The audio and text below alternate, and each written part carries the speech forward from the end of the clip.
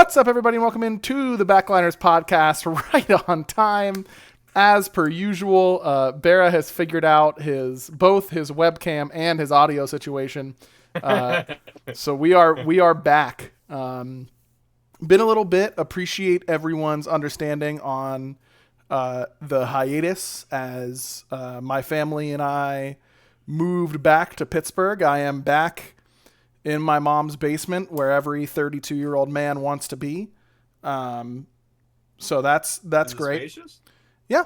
You can you can't see it in Discord, but you can check it on stream. Oh, right. I forgot this at the top as well. Welcome to Backliners, presented by Prize Picks. Download the Prize Picks app and use code Backliners for a deposit match up to $100. I'm still getting used to the podcast stuff again.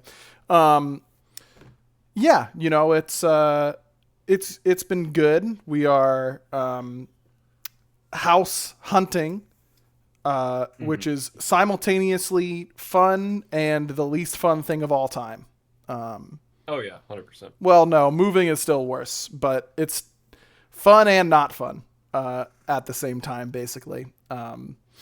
So we eventually will be moving out, and might have to take a little break for that as well. I hope. I hope. I swear, Mom, we're gonna move out. Trust me, she's excited to have promise. the grandkid here and hanging out with him, and we're like, we're very relaxed here. It's a very nice place to be, but looking forward to having our own space, for sure.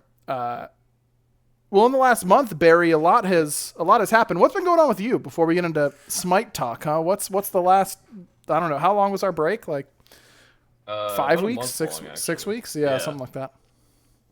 Very long time. So I started, life update. I started going to a chiropractor again. And because I injured my shoulder in like February or March of this year. Turns out I have like a minor tear in my like rotator cuff. That's not what you want there, I don't think. No, not normally. Okay. And I think she said with like just strengthening exercises, I can get like my strength back in the elbow. Because when she was testing it out, I had like weakness in 3 out of 4 like rotator cuff tests basically. And now I have strength in 3 out of 4 rotator cuffs. Okay. For exercises. So we're getting back up there. I've been working out consistently. Working out at 6 in the morning is not fun. Wow, that is dedication. It beats working out after work. Yes. Also, I was talking about it most recently on my stream. I think I might have ADHD. Really now? That's what everyone says. They're like, really? Like, shocking. So I'm gonna try to get diagnosed or try to like talk to a person about that because I was there's apparently a lot of different kinds of ADHD, and I was looking through them and one matches me to a T, like, and it matches me exactly, and I'm like, that explains a lot because you kind of just like find a key to like your memories when you discover you have ADHD and you're like. Well, I'm not saying I do, but just like self-diagnosed ADHD currently. Sure. Just like looking back at my childhood and like decision making, I guess, as a child, like why I valued like video games over chores and why, because I thought it was just like being a kid. But it's not really like that. And I've noticed it a lot more working or like having quote unquote a normal job.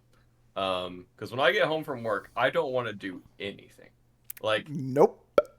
I am out of all desire to do anything. Even if I've had a very, very, very easy day, and all I've done is like just talk to people. They just go and just hang out with people for like 8 hours.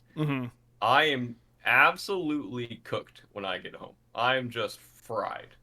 And some days I'll have like random motivation weeks where it's like a week or two of like, oh my gosh, I have this big goal in mind. I'm gonna like, for example, what I was doing, I was cleaning the whole house, like deep cleaning. Like all of these rooms right here are just like super clean. Like carpet's clean, everything's put away. And then I stopped, and I have not done that since. Yeah. Uh, and it's just a lot more than that, obviously, but I've yeah, it's fun learning about why you do certain things, Mm-hmm. and I think having a normal job has it's been a blessing and a curse, just because it's kind of shown me a lot about myself and like why I am the way that I am, and also it's a lot easier for me to do work at work. It's so much easier to do work at work. And once I get home, like self-starting things and having to force myself to do things is very difficult. And Destiny was like, for a normal brain, you just have it. Like, you just Yeah, see people something just and you're like, decide to do stuff. Isn't that insane? That doesn't make any sense to my brain. it's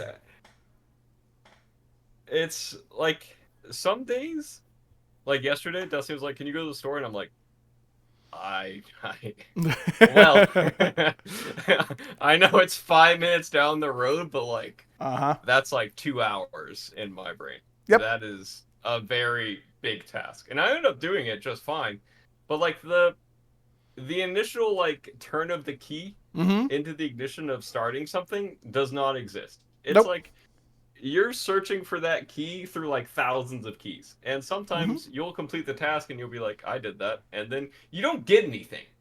Like, you. No. There's no like, heck yeah, I did that task. Like, I'm finished. Like, I I finished doing something and I'm like, huh, okay. Yeah, time for the next thing that I should do, but then I can't do. And then I just feel bad that I'm not doing the thing I should do. Even though I just did a thing, you'd think my brain could give me some props for it, you know? Yeah. A Uh, pat on the back, a smack on the butt, something just like great job out there. yep. You No, you did good. nothing like that. Nothing like that. Yeah, I will say Because I got used to going into the office. I was going to the office most days of the week before I moved. And boy, do I miss it already. So much easier to do work at work, as you said. Much, much harder to, instead of doing my work during normal work hours, I find myself now trying to do all my work during normal work hours and then having to do some to most late at night or early in the morning, just whenever I can convince my brain that now is the time to do the stuff. And it's not, our schedules have gotten much better in terms of workload as of late. But just the change in scenery has made it so that I'm not always doing the things on, the normal 9 to 5 schedule as much as I would like to. But that's just the joys of it. Do you get energy at 9 p.m.? Yes. Like when you were on like a normal sleep schedule? Okay. Yeah. Because so do I.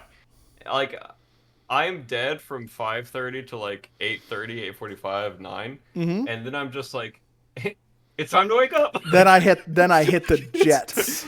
Then I hit the gas right Yeah. around then. Yep. I don't understand. Yep. That's when I should be like winding down and getting ready for sleep and my No, my inner that's John Jets is like time. That's Jets time, brother. I don't understand it at all. Like I'm so gassed up. Like I'm like, oh yeah, I'm gonna cook. I'm gonna clean. Like Mm-hmm. I'm gonna do everything. Like it's time for dinner. It's time to like get my gym bag for tomorrow. Like I'm so ready. Yep. But if I had to do that right when I came home, like there's just no way. I Not don't. happening. It's so annoying because like I said, even if I have the easiest day at work, it's I'm just fried when I get home. Yeah, Right when I get home, I'm just I don't know. I will say, in my experience, the best I feel after work is when I was very busy all day and got a lot of stuff done that I needed to get done. Like Mm. My brain often tricks me and says, "Oh, you've got a lot of things to do," um, or like, "You've got a lot of things to do. Let's sit here and freak out about it instead of just doing something." Um, Mm-hmm. or, "Oh, you don't have a lot to do. Let's just like take it easy today." Taking it easy today has never made me feel better mentally. No. Um, it No. always makes me feel worse. And yet I keep learning Exactly. the lesson over and over and over again. Uh, my brain just I've learned the lesson. My brain has not. Um, one day it'll know. Uh, one day it'll know. Um, well, welcome to the club. Unofficially, Mhm. self-diagnosed. Um, we will get you some doctor's appointments and medication should you choose it, and you'll be off to the races, literally and figuratively. Yeah, I'm really hoping that I get some sort of not even like good news, just like a step in the right direction. Sure.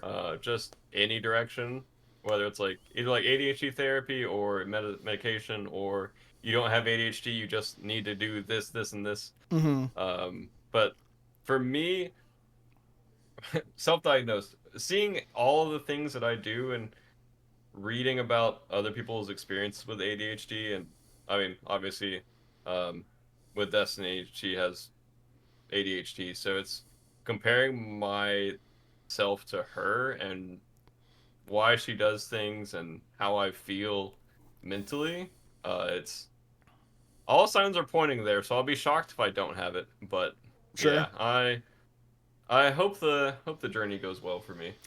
I think it will. I mean, hey, it's like we said all the time during our BetterHelp ad reads.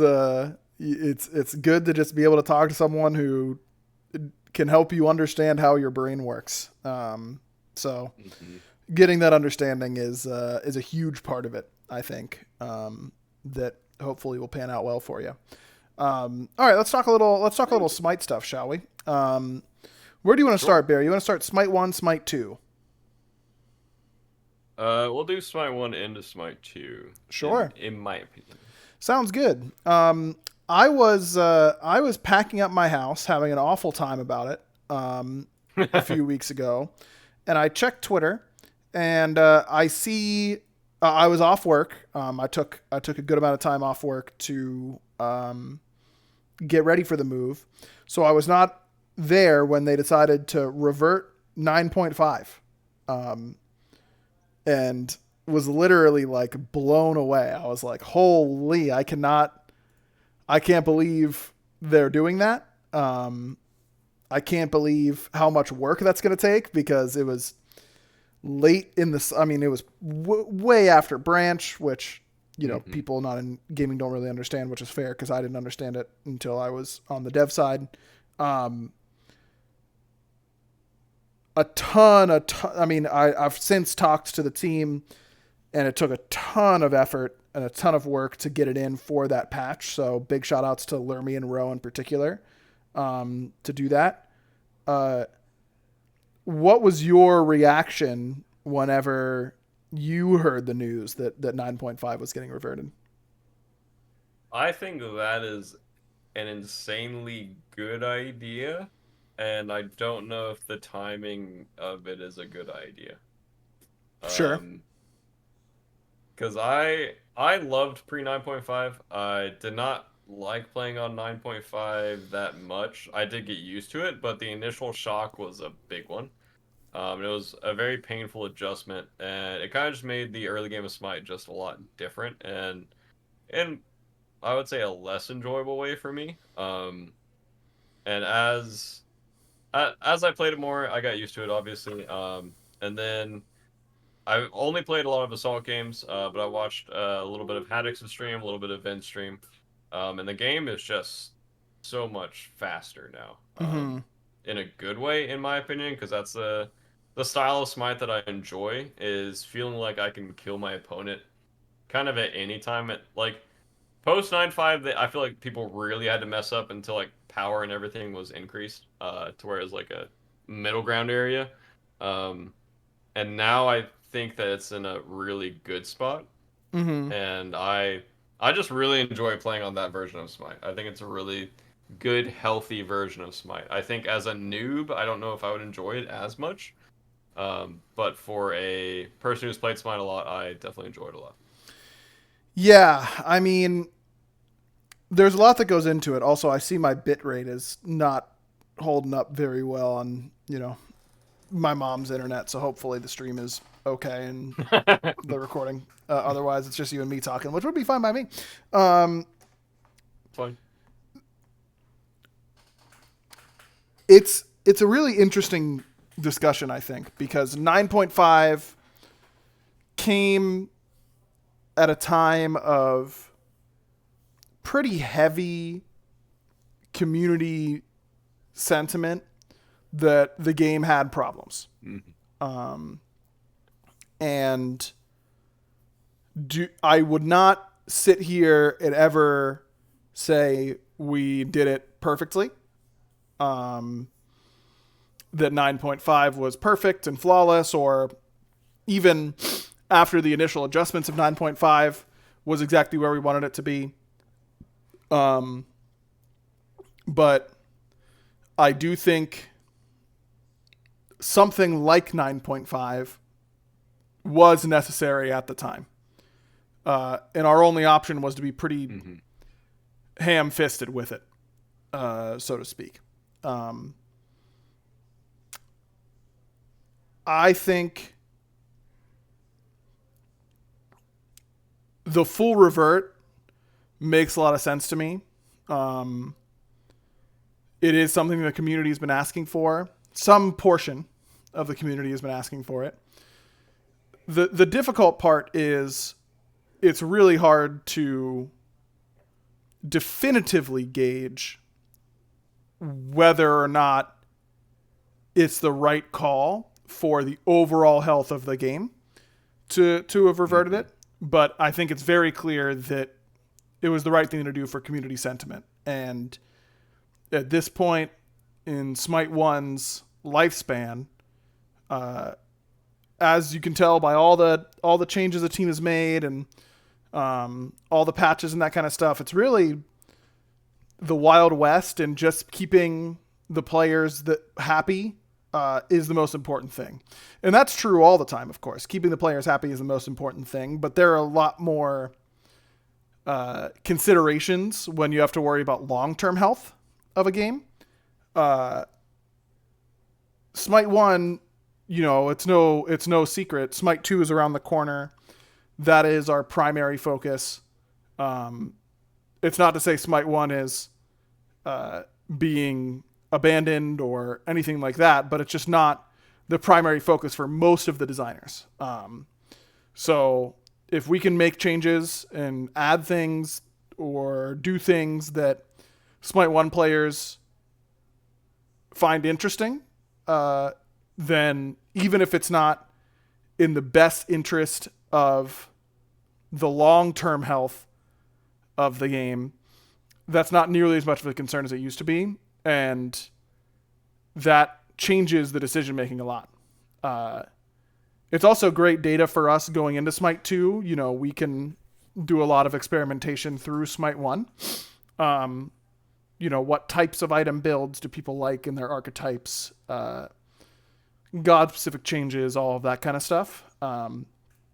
So, I mean, I just couldn't believe it whenever they were doing the full revert, but I think it's gone very well.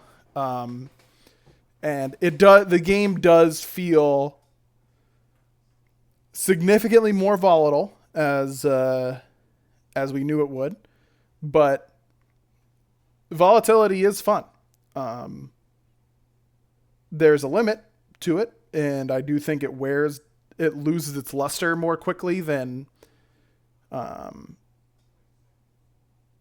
having a lot of quick games that are over right away. But I do think it also feels more like Smite. So I'm glad the team went through with it. I'm glad the community seems to be enjoying it for the most part. And yeah, Just absolutely wild. That was something that I did not expect to see whenever I opened up Twitter that day. That's for sure. And they've kind of kept going with these crazy Smite 1 changes. 11.7 just went live today, and a lot of old favorites are back in terms of items. Some other pretty crazy changes, like hunters can now build Erendite, and assassins and warriors can now build Failnaught. I'm sure Mercury players everywhere are very excited about Failnaught. But Hastened Fatalis is back. Bara 2,500 gold, 100 health, 10 pen. That's 10 flat pen, 20% attack speed, 7% movement speed. Full on Fatalis. Hitting a basic attack grants haste for 1 second. What do you think about Fatalis returning to Smite 1? So from watching Vin and Haddix's streams today, that item looks completely busted. Mm-hmm. And I was watching Vin play Kronos, and then I was watching Haddix play Poseidon. And Haddix would literally just blink on a Thoth late game and just one-tap him. Like, you blink on him. I mean, obviously, I'm not going to say the ranked games are like the best quality. Sure. It's ranked. But from a for fun perspective and from a backliner perspective, I think this item is absolutely cracked in its current state. I don't know if frontliners 2, 3, 4 weeks from now are going to be enjoying playing its Fatalis characters, or if it'll be a thing where it's kind of like you just need Fatalis to be in your build. So I don't know if it'll just be a carry meta again, where everyone's just playing carries and it's just like everyone's just racing everywhere. Sure. But the games that I was watching them, they both went blink, and they would just blink on backliners and just chase them around with mobility. Because I don't think that Fatalis has been in the game for a few years now outside of Hastened Ring. Yep. And I think the skill cap of the game has just continued to increase. So giving an item to this to very, very, very good players is very scary, especially when there's no SPL to really define the meta and direct a certain way. Mm-hmm. I think items like this are obviously always going to be a lot of fun, but I don't know if that fun is ruining another person's game. Sure. So, hey, to some degree, we'll see. fun in a MOBA, it isn't quite zero sum, but it's not that far off. It's hard to incentivize. It's hard to have a lot of fun losing in a MOBA. You can have some fun, but you can't be losing the whole time, and Fatalis is one of those items that make you feel like you're just losing and there's not a lot you can do about it. I've seen a lot of a lot of community feedback on it. No idea what the plan is moving forward. But to quote my man Tim Robinson, I thought it was interesting. You gotta admit. Go ahead. Yeah, I think it's just a good idea in general. To just throw a bunch of cards up in the air and just kind of see where they land. And I feel like a lot of these patches are just doing this. Mm-hmm. But I feel like if we were in the same state and they were like, Ryzen's doing really good right now, let's take 5 damage off of his 1, 5 damage off of his 2, and increase his jump cooldown by 1. I think people are going to be a lot more upset with that patch, where it's just hitting the meta characters and we're trying to push everyone to 50 in a meta that's not defined by pro play, that people are just playing the same meta forever, basically. And I think doing things like this is, if I have 2 options, I'm always picking this option. Yep, agreed. And we have. Another returning item, Ikaval is back. 2,200 gold, 20 physical power, 25% attack speed, 10 physical penetration, and every basic attack increases your physical power by 5 and reduces your targets by 5, and reduces their magical power from items by 10, max 4 stacks. Dude, this item is insane. That is a lot early game. That is a lot of power. That is a lot of power. Surely this is like, Yeah.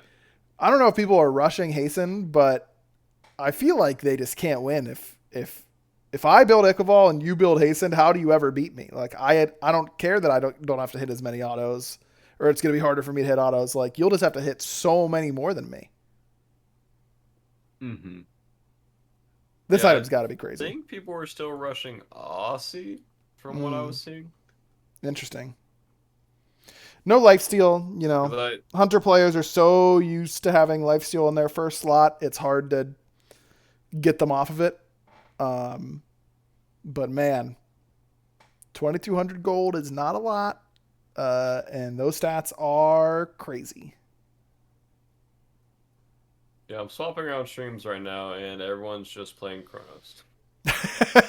I don't see any Hunter players currently Hey, swapping through my followed channels right now. No one is playing Hunters. It's just Chronos. that's really funny. Excuse me. Excuse me. Did not get great sleep last night. Surely, like me either. Crit Turnabout with Fatalis has to be just OP, right? Like Has to be. that just Got to be really good. literally has to be. Got to be really good. Um, Stone Cutting Sword is back. Related, but not exactly the same. Erlong Shen Turtle Knockup is back. Uh, I imagine people are seeing a lot of Erlong Shen in the queues. Um, does okay, I suppose, into Kronos, who might be our new overlord. But Stone Cutting Sword is back. Ring of Akate is back. Ansile is back. A bunch of cool items. Ansile is such a fun item. I miss that item so much, dude. That was I don't know why that item just gives me so much dopamine. Like Yeah, I once was I see always like an the white Ansile bars, hater. I was always an Ansile hater. I Because I'm a mage love player. that item. It's because I was a mage player. Like, of course Yeah. I want to be jumping in on Raijin and I want to get silenced for it. Like, that's no fun for me. And it silences even the physical people. So like you're like back when I played a lot, you have to like think about, oh, I can't cast on this guy because his Ansel and my physical teammates are next to me, so it's still gonna silence me, and like that just feels bad. And Yep, I loved it. yep. It does create some interesting game states. Never my favorite item, but c'est la vie. Here's one of the items that you probably weren't a huge fan of. Hide of the Nemean Lion is back. Uh, Uh, Reflects 15% of all basic attack damage back to the attacker as physical damage. I think this just makes Kuzenbo a very good character, no? Like it has to be. It doesn't Like hurt. Fatalis is meta, Nemean's back. Surely wait, he can build the old Glad Shield too, right? Yep. So you're just healing when you press 2. Only once per ability, but yes.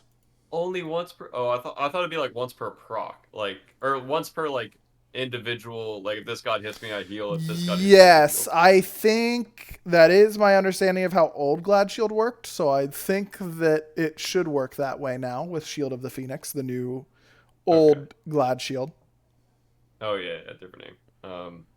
Yeah, if it works like that, if it's only once per ability, then probably not good.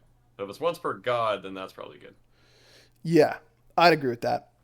Shifter Shield also back, uh, and can be built Seen a by Kuzenbo. seen seen a lot of shifters today, kind of across the board. Then played a Hera game and built shifter shield Hera, which I don't think is that good. But he did do that. But Vin is a chef in the kitchen ranked. Yes, Sometimes the dishes come out good, sometimes not so good. not so good. I feel like CDR would probably just be better, but obviously it's Vin, so he's gonna do whatever like YouTube video. Shifter shield Hera is OP. Mm-hmm. But yeah, I don't think it's good on everyone, but probably pretty good. Got to imagine in those spots it can be pretty good. Already mentioned Erlong Shen getting his knockup back. Fafnir, I don't know if you saw this one. His ultimate increased duration at level 5, so rank 1 of the ultimate. It now you are in dragon form for 40 seconds. 40. Like, Jake has to be so happy right now. Jake has to be Surely a bit. I mean, he could have built Chronos Pendant already. Like, it's not like he got a lot of items here necessarily. exactly. Maybe Hecate, like Ring of Hecate Fafnir could be his jam.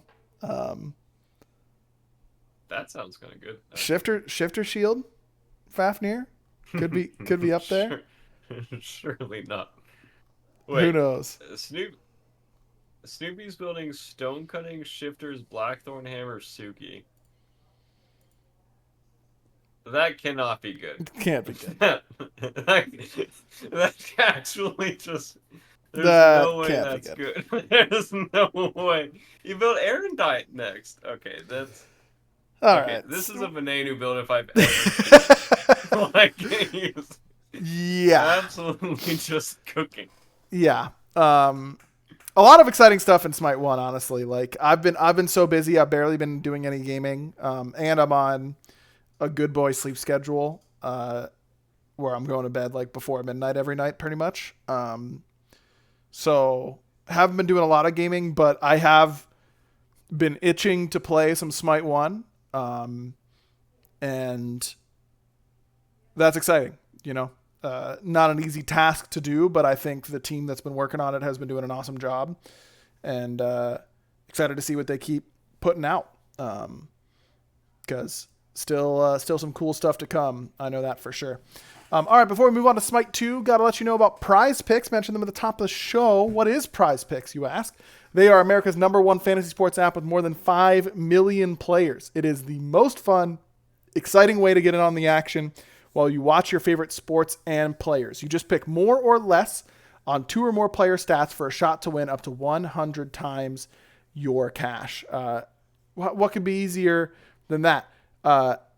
You can win up to 100 times your money on Prize Picks with as little as 4 correct picks. So that means you can turn $10 into $1,000. And if you're looking for promotions, Prize Picks has got you covered every single week, from lowering select players' stats projections on Tuesdays to help your lineup hit, or getting your entry fees back if you have a losing lineup on Fridays. And don't worry, just because the NBA finals are over, that doesn't mean the hoops action has to stop on Prize Picks. Women's basketball is still heating up.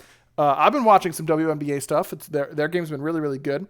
With stars like Caitlin Clark and Angel Reese looking to make names for themselves alongside greats like Breonna Stewart and Aja Wilson, you can win up to 100 times your cash watching them ball out. And Prize Picks is available in more than 30 states across the country, including California, Texas, and Georgia. So make sure you're downloading Prize Picks today. If I were making some picks for you, Paul Skeens from the Pirates, baby.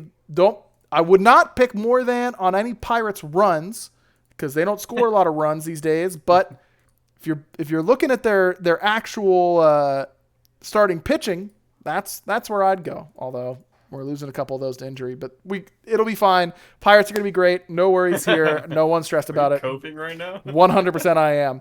Download the Prize Picks app today and use code BACKLINERS for a first deposit match up to $100. That's code BACKLINERS on Prize Picks for a deposit match up to $100. Pick more, pick less.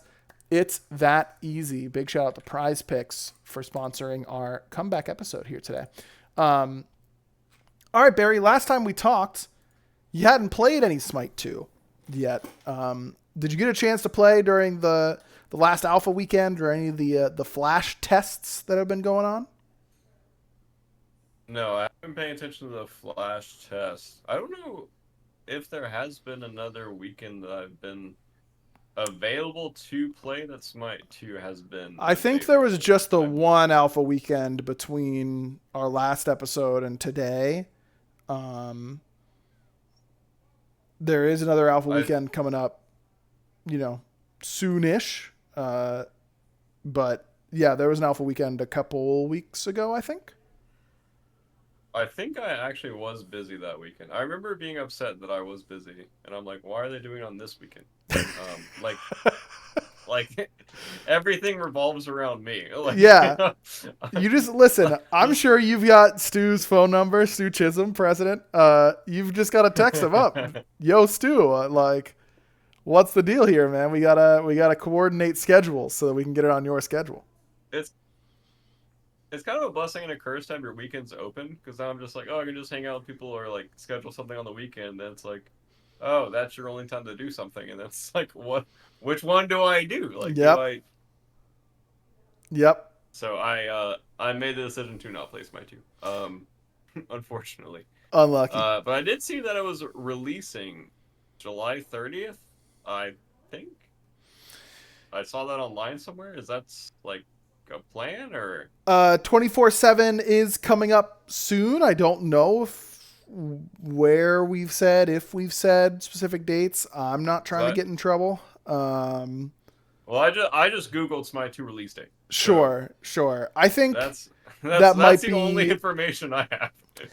I think that might be that sounds a little outdated to my ear, but maybe it's correct. Okay. I'm not sure. It is coming up soon. I can tell you that much because we are pushing to get a lot of features in That's fine. for that for when it does go 24/7. I think the general reception from the previous alpha weekend seemed to be pretty positive. The usual up down rotation of player sentiment has played out so far. Not to discredit that in any way, but that is typically the way things tend to go,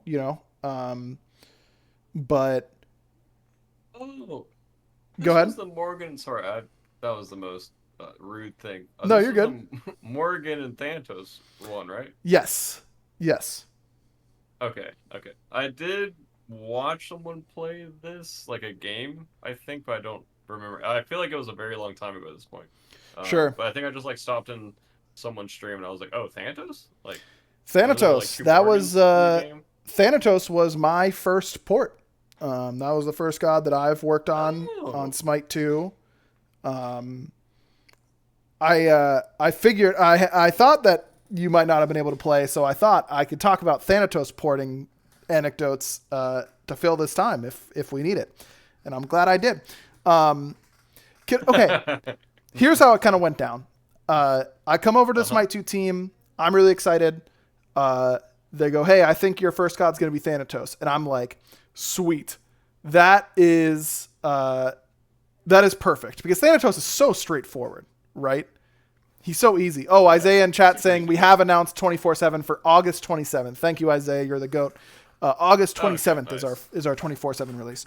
So yeah. Sports Illustrated was wrong. Sorry. Sports Illustrated was wrong. That's the website. That's the website. I got the release date. You got the release date from Sports Illustrated. Brother, Google Smite 2 release date. I'm going to. While you're like, I'm going to. Smite 2 release date. To July 30th, 2024, and it's a Sports Illustrated article. Like, bro, below. what are you talking about? I see a PC Games. What do you mean? Bro, Sports Illustrated is like what I used to get in the mail as a kid. Like, it was a great magazine back in the day. Like, I'd be psyched if we were in Sports Illustrated. Is Sports Illustrated even still around? I think they might have canceled it. They may. It says the link is si.com esports and then Smite 2 roadmap. Bro, I don't know what your yeah, go ahead and link it because I don't know what is going on. Anyways, what this is gonna say. Smite, yeah, exactly. SI. Oh, there you go. Esports Illustrated. There it is. Yep. Well, they've got to update their article. Sports Illustrated. That is cute. really They funny. swapped it to Sports Illustrated. That is really funny. Adorable. So yeah, they go, okay, Thanatos is gonna be your first Smite 2 god. And I was like, oh, okay, perfect. Thanatos is so simple, right? Line projectile that stops on first enemy hit, movement speed and pen buff, cone attack that silences, and then the ultimate I'm gonna need programming to do all of it because it's flying, So that's perfect. I can handle the first three abilities, programming can handle the fourth, and we're off to the races. I have significant beef with Thanatos now as a god because he has so many hidden mechanics that I didn't know about, and if I didn't know about him, a lot of people didn't know about him, and it made it so. This was so much harder than I thought it was going to be. Number one, the passive is there's a lot of different elements to the passive. You've got your heal when you kill a target. That changes based on if it's god or minion. All that's allowed and fine. You get your cooldown reduction when you kill a god. Totally fine.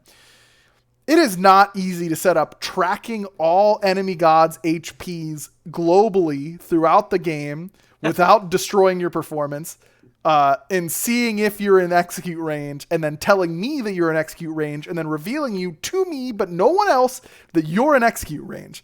That was not easy for me, and I'm not very good at doing blueprinting and Unreal 5 stuff yet. TBD if that yet ever gets dropped. But that caused me some stress. The two, getting you bonus movement speed towards marked targets, I don't even want to talk about that. That drove me insane. Here's a fun fact. Doesn't say this anywhere in Thanatos' description for the AO2 and Smite 1. Did you know that the bonus movement speed that you get is not on-off? It says, the way it's written in the description, I might be making work for Smite 1's team by leaking this, but oh well. It should have been fixed forever ago. It sounds like, if they have a mark, then you get the bonus movement speed, and it lists the bonus movement percent that you get. But you don't just get that bonus movement speed percent. That bonus movement speed percent scales based on how close to death that target is. So let's say you're supposed to be getting 25% movement speed, bonus movement speed towards marked targets, right? You would think that if you get the market below 40%, if you're at 39% HP and I'm Thanatos and I've activated my 2, I don't get 25% bonus movement speed towards you.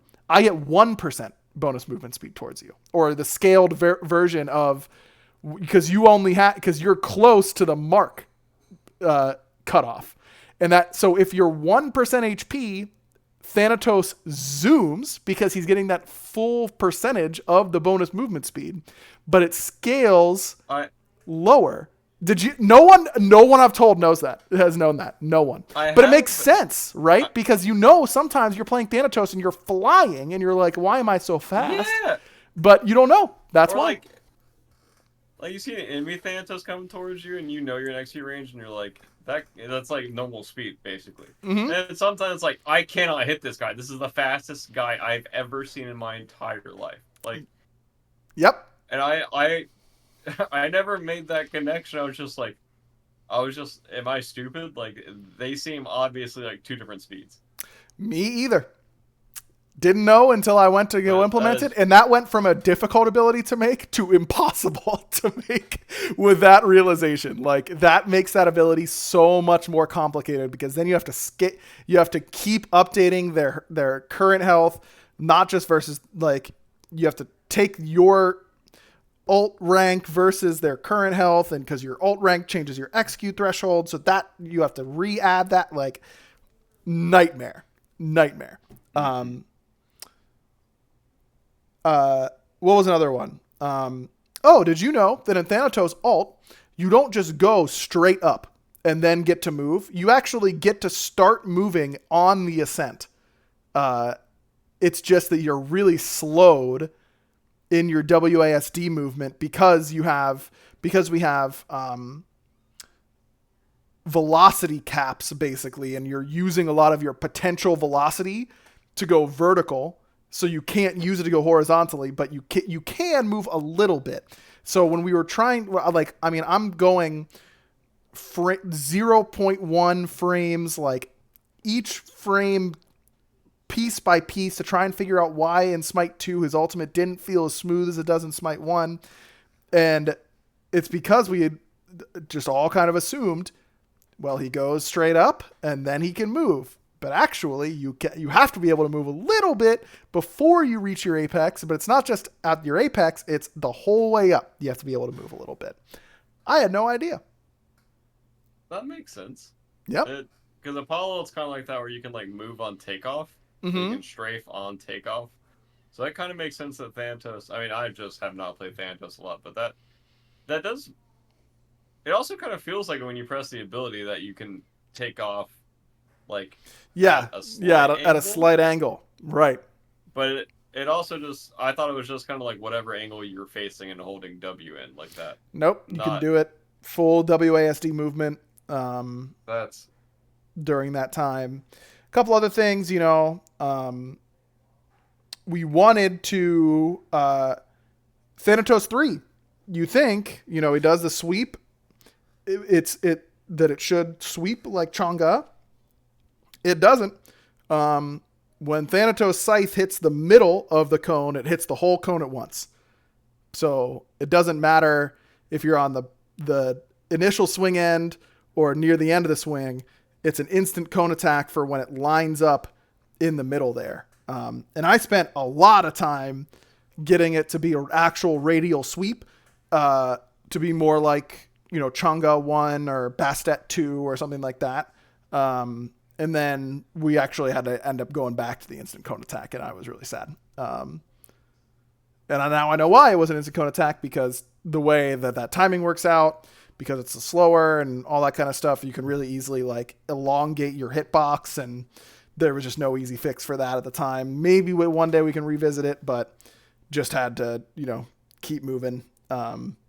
So yeah, Thanatos and I are that's beefing now.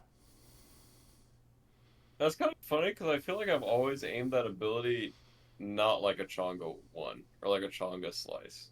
Like I've always aimed it like that's how I hit it, like how you Mm-hmm. described it, but I've never made that like mental connection of it all hits at the same time. But it feels like that when you play the god. Like Yes, because think about when and you're that's you're threeing a back harpy camp and there's three harpies.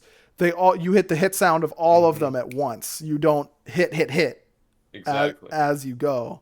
Um, it Because felt it. Chonga you'll start making like the mental distinction like where you should aim kind Yep, of. yep, yeah. Thanatos is And not nearly as simple as Thanatos, I thought. Um, yeah, it's really funny. I really liked Thanatos, man. I did. I liked him. Um, I mean, you guys will be unfortunately, buddies again. yeah. No, I think Once you, our +1 playing for him was pretty solid. I don't know if you saw it, but he no longer uses any mana. Doesn't have a mana bar at all, and instead just uses the health costs for his abilities. They cost a little more now, but he gets a little more healing back from the passive and from hitting the one as a result. Um, that was always a pet peeve of mine with his design in Smite 1, was that he's got mana costs and health costs, but his mana costs are so low they don't even matter. So like, why are we costing him mana at all? Um, and I think that's just a product of he was an early Smite 1 god, and it's a little scarier to push those types of boundaries. But now Smite 2, we can do that type of stuff. His 3 is significantly faster on the pre-fire. You're not in that pose for as long before he comes down, which feels very strong. And then his AO2, you still get your movement speed, your bonus movement speed towards marked targets that I don't want to talk about. His flat pen, which is very strong because you can't buy flat pen in Smite 2, but you can have it in God kits, so that's very good for him. And now, when you have your 2 active, any damage you deal to a marked target does a lot more bonus damage. So your scythe will like outright kill someone at 30% HP if they're a squishy, and you pop your 2 ahead of time. And it feels really empowering and cool to have those, like, oh, if I get anywhere near this low health, this executable target, I'm going to be able to kill them with whatever I'm doing. We talked about like making his abilities crit marked targets. But then that opens up a lot of cans of worms of, okay, anti-crit items, does that affect this? Deathbringer, does that affect it? All of those types of things. And we decided to go kind of like the Hydra's Lament route, where Hydra's just takes the number you're going to do and multiplies it. the 2 now just takes the number you would do and multiplies it if they're a marked target, and it feels really. You feel like you kill low health targets really well now, which I think is really cool. Yeah, I also don't think Thanos ability should crit. So Why I not? think you guys definitely made the right choice there, because that It's functionally the there's a same crit thing. chance on a Thanatos one, It's but it functionally the feels same so thing. much different.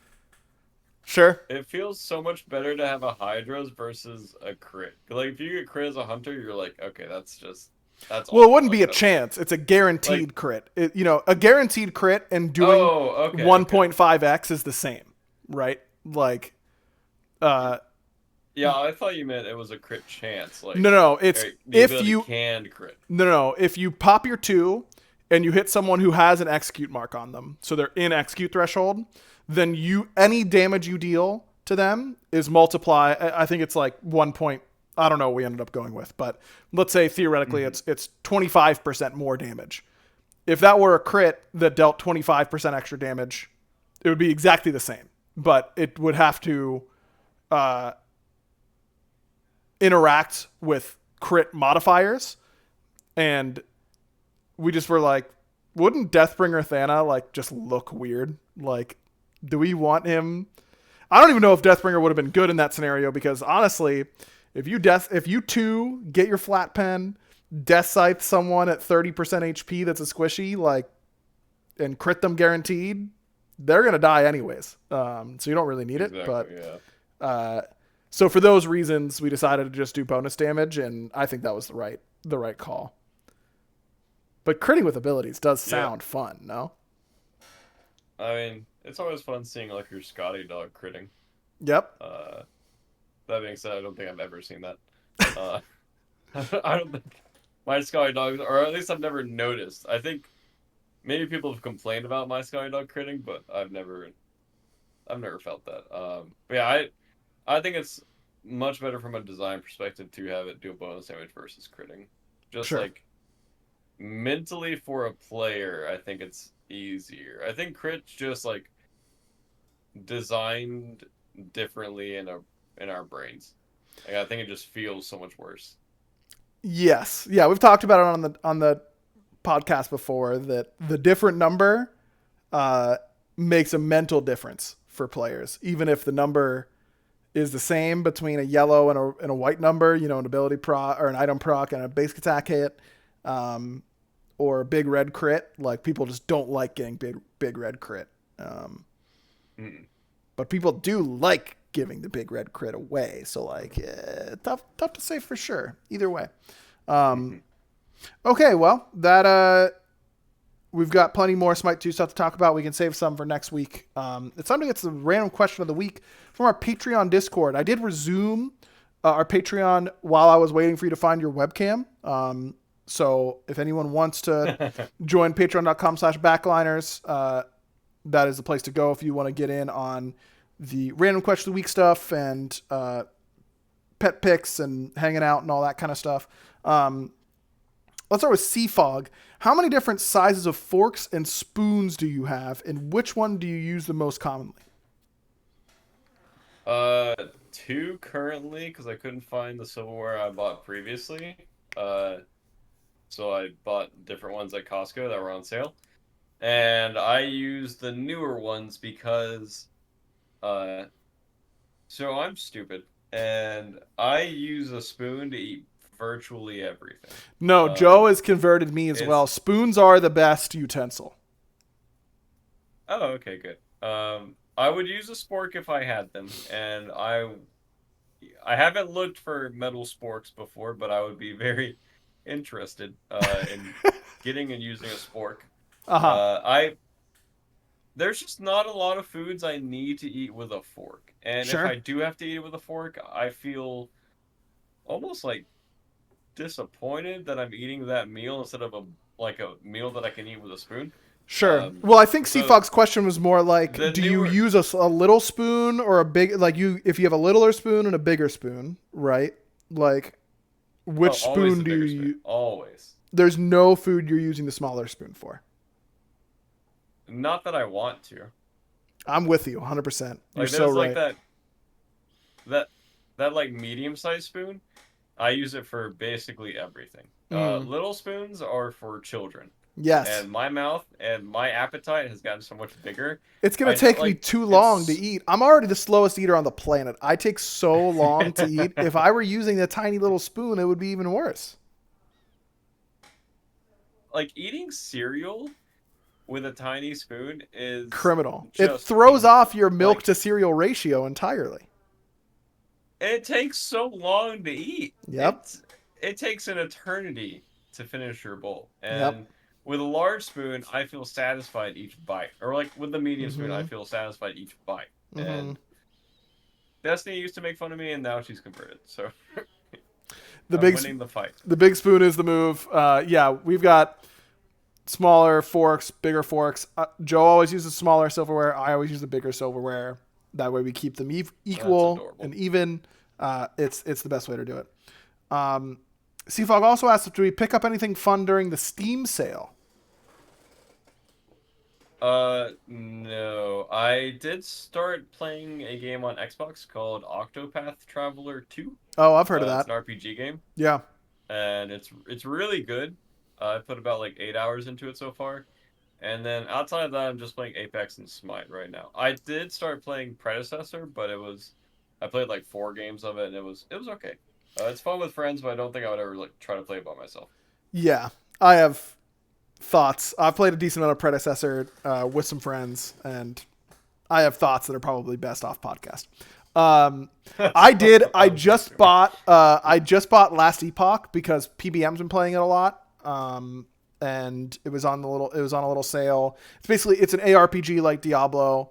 Um, it looks exactly like Diablo, with like not quad A studio graphics.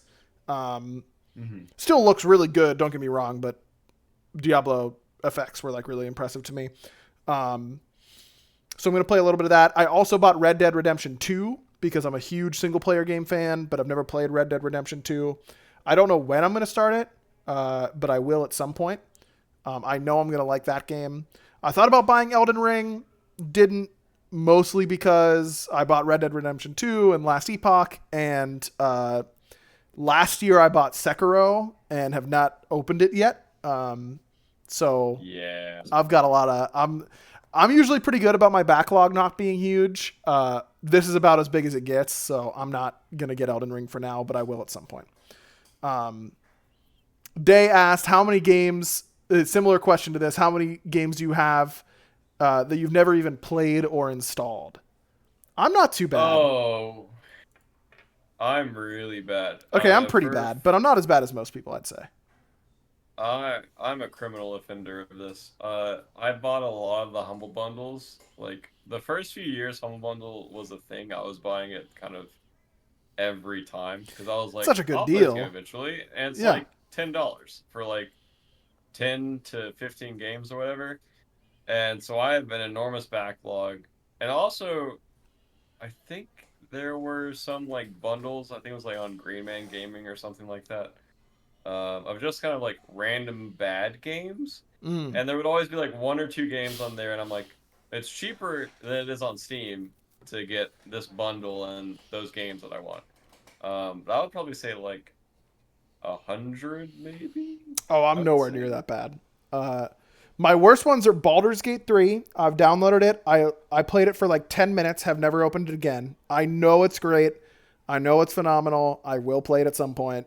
Just haven't yet. Um, Trying to look here. Duelist 2 I installed and didn't play at all. Um, Heroin convinced me to buy Dark Tide. Uh, Played that once, haven't opened it again. Yeah, that is such a one and done game. It is. There's no dopamine in that game. No It dopamine. What a great game to buy then, huh? Uh, it's like if you played a game like that, you've played a game like that, and sure. you have to play it with like a certain group. I don't think you'll ever like want to play it by yourself. And Yep.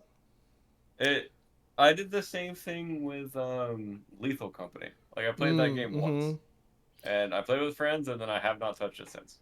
Oh, Fallout New Vegas, Mifflin bought for me, and I opened it once and said, "This is not a playable game." In the year 2022 or whenever I tried to play it, so that was the end of that.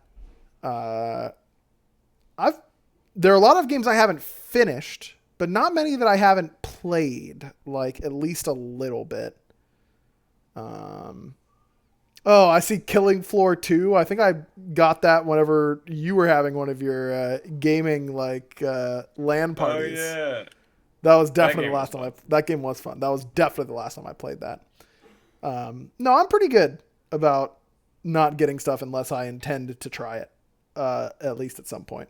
Sekiro and Baldur's Gate are the worst ones for me, for sure. Um, yeah, I will have to get to those eventually. J-Man asks, are you ready for the Olympics this summer? If so, what events are you excited for? I did not even know there were Olympics. I've always just passively watched it. I don't really care about like any sport in particular, but if it's on, I will always watch it. Like Yeah, it's really interesting to me. I think Winter Uh, Olympics are strictly better than Summer Olympics. But I am excited for basketball, as always. But I don't know. Maybe U.S. won't dominate, but they will. Um, they will. I don't know who I'm kidding. Um, yeah, mostly basketball. But I'll watch. I'll kind of watch whatever. Um, sorry. yeah, go ahead. I saw a game like that Bastion game. It got like insanely good reviews, and Mm-hmm. it's been everywhere. I played it 14 minutes. Yep. Yep. Been there. Been there. M. Messi says that they've gotten into Magic during our break. Congratulations, and I'm sorry for all the money you're going to spend.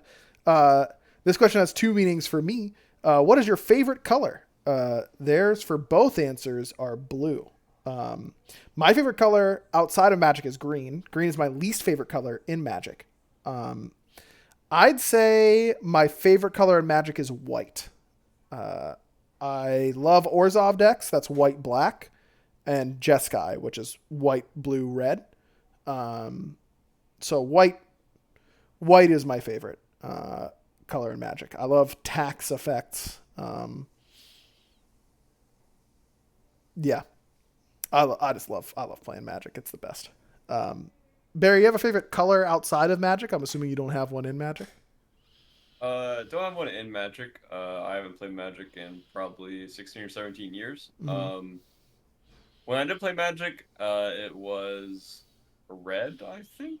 Red is I think I sick. just played like a really stupid like aggro deck. Mm-hmm. Not like you, but it was just really aggressive. Um, and in general, I would say I have like three that I cycle between. It's blue, white, and black. Mm-hmm. On any given day, I will give you a different blue, white, or black answer for my favorite color. Yes, that's good. I just looked over and saw the first singles Magic cards I've bought in a long time. There was a big Magic set that just came out that impacted Modern a lot, which is my favorite format, or at least has been historically. And I knew I was gonna play a lot of this card, Flage, just a Boros red white card. I love playing Boros. I love playing Jeskai. This card is sick. I wish I would have pre-ordered it because everyone was poo-pooing it during preview season. They're like, "Oh, it's not that good," and I was like, "Guys, this is literally Uro. Like, what are we talking about here?" And I was right, but I still got them before they spiked too As much. per So, usual. why is no one listening to me? I don't understand. I've never been wrong once. Yoma said, "If you had to describe yourself as an animal, what would you choose?"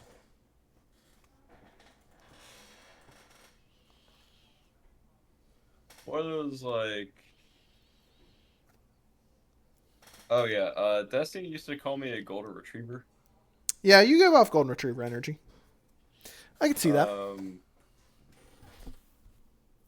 I think my energy has changed lately.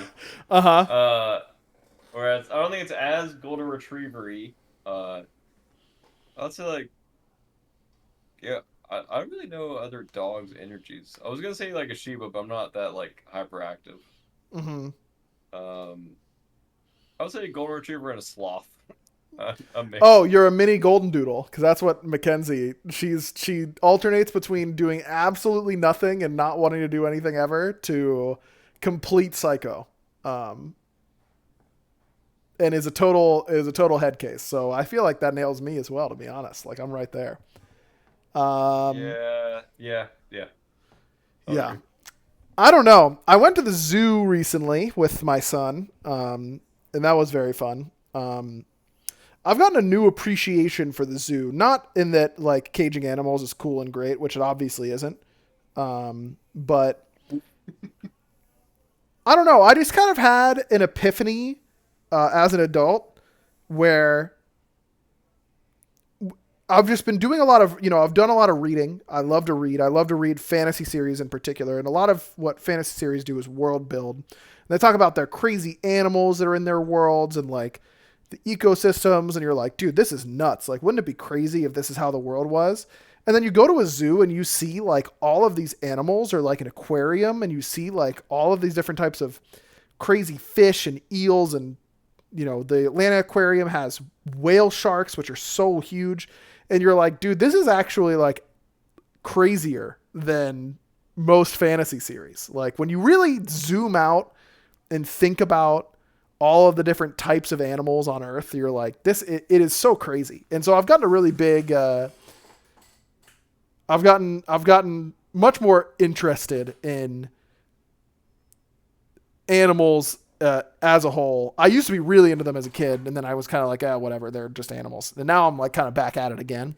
Um, this is a long way of saying I don't know what what animal I am, but I'm excited to think about them.